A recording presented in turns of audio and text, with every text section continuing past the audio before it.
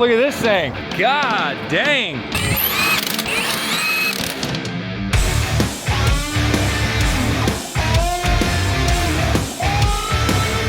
This is a full tube chassis rig that we built in-house.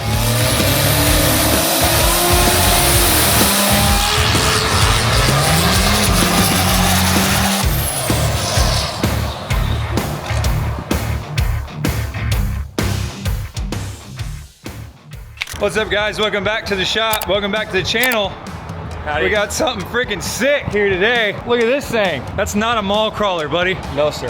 Holy sh**. Oh my. Got rubber? God dang. We're gonna swap the back tires on this thing and put it on the dyno, see what it makes. All right, so we're not gonna run a cut patty on the dyno roller. It's just not a good idea. And we can't have any wheel speed with that tire, even if we could get it to spin up where it was semi-round. It's just not a good idea to spin this thing up at high RPM with a tire like that. So we're gonna swap. I think he's got a set of 35s you brought with you? Cool. So 35 is gonna make a hell of a lot more power than a 47 would also, but it's also gonna let us make a decent pull. So we're gonna go over a rig rundown on this before we make a pull, so you know what we're dealing with. In the meantime, we're gonna get it jacked up, throw a couple tires on it, and then get it strapped down.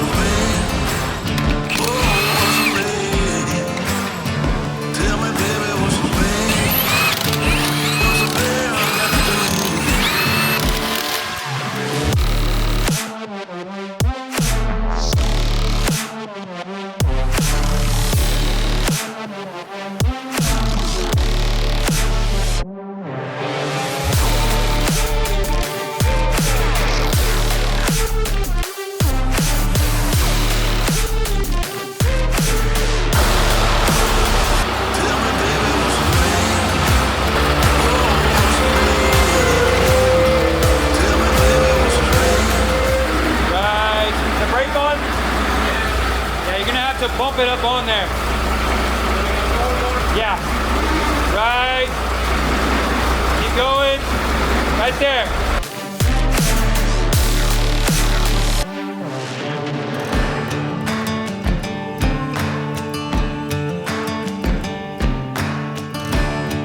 We are here today with Ryan Stratemann of Stratemann Automotive.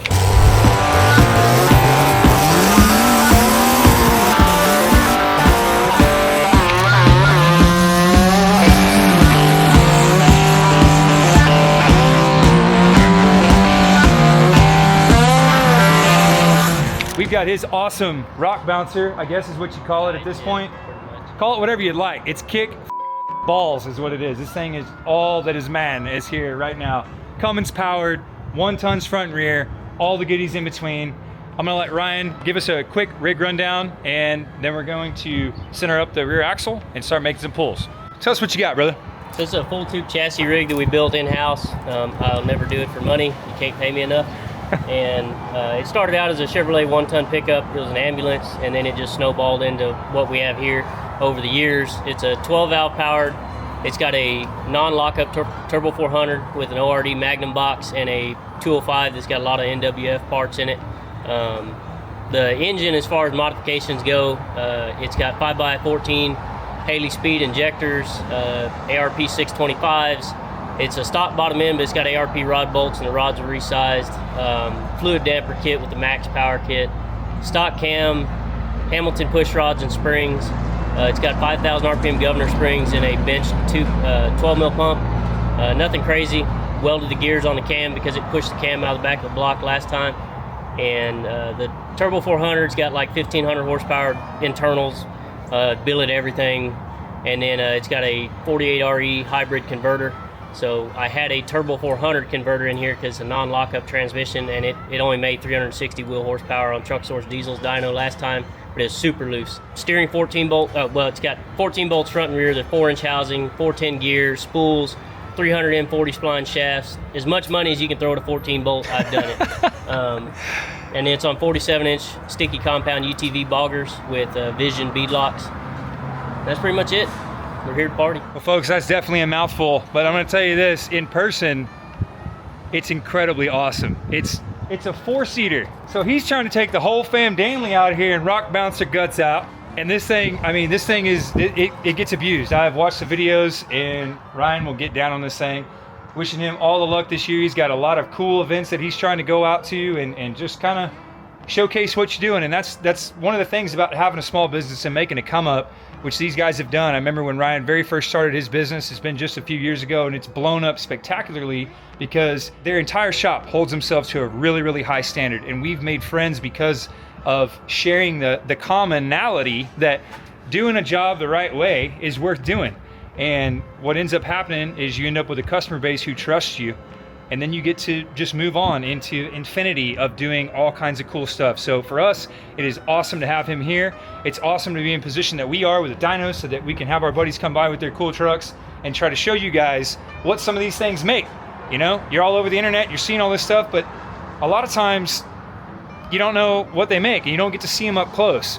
But I can tell you this, if and when you see this rig, because I'm certain that you're going to somewhere in a place near you, walk up to it and check it out. The quality of work is top of the line. The welds are clean. The fabs is clean. There's room for the suspension geometry to move. The math has been done, and there's a ton of hours in making something like this move under its own power, much less actually function. So today is not about making a giant dyno number. Today is finding out what kind of power does it put to the ground. Got a whole lot of money bolted on the back end of that motor. It'd be nice to see it make more than 350 or 60 horsepower. On the rundown, we didn't talk about turbo sizing. It's got a 6368 Borg-Warner SXE. It's got a water air intercooler and a steed speed with a manifold mounted wastegate. So it does party pretty hard for what it is. I wanted a turbo that was responsive down low because this thing, realistically, I'm not shooting for horsepower at 5,000 RPM. I need it from 2,000 to 4,000 to 5,000. The 5Ks are there when you need to clean the out of the stickies. You need the 5Ks, you know, sling all that out and keep on going. Having usable RPM is cool, and Cummins motors, especially mechanical stuff, the difference between having a stock governor spring and a 4K and a 5K is everything under the pedal. Dramatically changes the dynamic and the willingness of the motor to spin. So in a typical setup, let's say that this had a lockup transmission and it was on a, you know, regular pickup, you could expect something like this if it was maxed out, tuned perfectly with that injector and a bench pump. I don't know what the pump puts out, but I'm assuming a stop cam in the pump. To my knowledge. Yeah, so you're gonna probably have high 3s to low 400 cc's of fuel in the usable range. This is a combination that would make 600, 650 if you bump the timing up near 30. I expect it, I'm hoping that it puts 400 to the ground, you know? Right now the timing's at 22. I had it at 26 and I just pulled a little bit out of it just to make it a little bit more drivable. So it's going to make a little bit less power because mid 20s to high 20s is where you're going to make peak horsepower, but it kills the spool time, which is what he was just saying, like dramatically. You got to remember, on a mechanical 12 valve, you do not, on a P-pump mechanical 12 valve, you have no dynamic timing. So sitting here right now, it's at 22 degrees. 5,000 RPM, it's at 22 degrees. That's what you get. Now, 215 pumps have plungers that actually move. They've got a notch in the top side, and you actually do get some about 5 or 6 degrees of retarding timing. If you got a mechanical pump truck, it's hard to get it to do everything at one time, which is also why they're badass, because it's not just easy free power. You have to have a brain. So regardless, we're gonna see what this thing makes. Y'all ready? You got a number picked out? Put one in the comments below. Let's go. Write it down. Okay, we're gonna fire it up, make sure that we've got our optical reading, which is our little silver piece of tape that you see right there. And hopefully the position that this is in is good enough where it won't vibrate and we'll get a clean signal in RPM. And then we'll get this thing rolled up and centered at the same time, get the straps tightened down where we are completely done and ready to make a pull. And I think we're gonna start, because again, it's a non-lockup converter, which means that the only coupling that this does is fluid coupling. So you don't need a bunch of load on that necessarily to get it to make a number. So we're gonna start with zero load, see what it does, and maybe make a hit or two on that, and then maybe we'll add a little bit, maybe we'll add a little bit. If we start going in the direction of adding load and picking up power, we'll go until, well, either Ryan says I'm good, or we quit making power.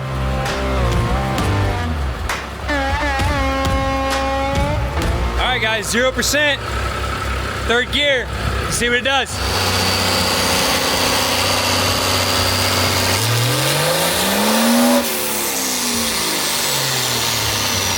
$210 horse and 5,200 foot-pounds. Nice, dude. That's a record. He had the reduction box in, which is almost 3-to-1. So now we're in direct, and I'm gonna add a little bit of load. I'm gonna put 5% load on it.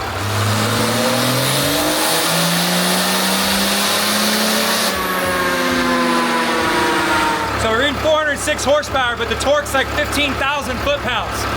So I'm gonna start a new session over because something's whack. And yeah, that's what we're gonna do. You know why we made so much torque? You go. Our tack signal was the winch cable. We're over here.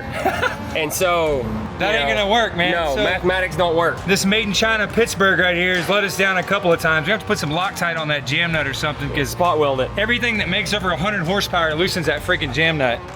Technical difficulties.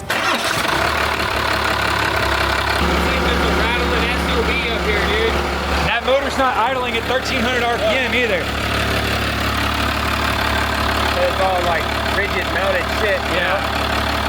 So I need to go off somewhere else. Yeah, we're gonna have to figure something else out. All right, well, this tractor vibrates just like a tractor too much, so I have to set a bucket underneath it or something so we can point directly at the crankshaft and keep it from jiggling around, because the tack signal is very important in determining how much power it makes. So it determines how much torque it makes and then divides that by a number, and that's how much horsepower it makes. So all of it's relative.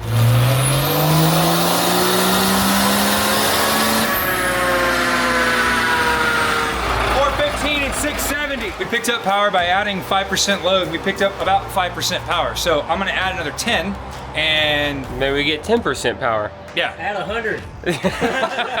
We're sitting at 15% load. We're gonna make another pull. We made 417 and like 640. This buggy is so sick. We need to build us one.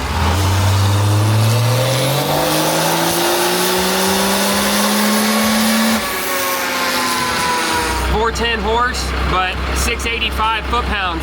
Yeah, so we didn't pick up any more horsepower. We picked up a little bit of torque. We moved the graph in a little bit earlier, which means that we basically, by adding load, just made it come in a little bit earlier. That's all. We just got on top of the turbo, but it looks like the limitation of what that's gonna put to the ground as far as fuel and air-wise is about 410. I think that just for shits and giggles, I think we should go to 25% load and get one last good pull in. Not because I think it's gonna make any more power, but have you heard this thing? Yeah. Okay, so this is our last run. We added load, so we're at 25% load. Ryan reached up and added a couple of clicks to the external gate controller. Home Depot style, come on. So we don't know what it's gonna make for boost. It was making about 50. We're gonna see what it does this time. Everything else remains constant other than added load and a couple of clicks on the controller. And we pulled the air cleaner off. Oh snap, big power. We might break 600. Here we go.